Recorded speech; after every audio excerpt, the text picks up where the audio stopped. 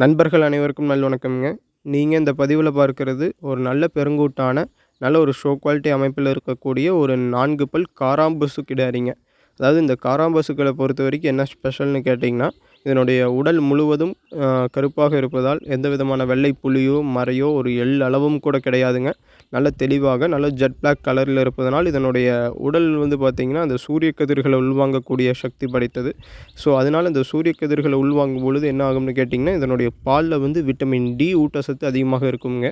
இது வந்து சயின்டிஸ்ட் மருத்துவர்களும் வந்து நம்மகிட்ட சொல்றாங்க. ப்ரூவ் பண்ணி சொல்றாங்க. ஸோ, இதனுடைய காராம்பசுக்களோட எண்ணிக்கை வந்து பார்த்தீங்கன்னா, தற்போதைய சூழ்நிலையில வந்து கொஞ்சம் அதிகமாக தென்படுதுங்க. முன்னாடியெல்லாம் வந்து பார்த்தீங்கன்னா, இதனுடைய எண்ணிக்கை ரொம்ப ரொம்ப குறைவு. இப்போ தான் ஒரு விழிப்புணர்வு போகி எல்லா நண்பர்களும் வந்து பார்த்தீங்கன்னா, ஒரு காராம்பசு கன்றோ இல்ல மாடோ வாங்கி வளர்க்கணும் அப்படின்னு ஆசைப்படுறாங்க.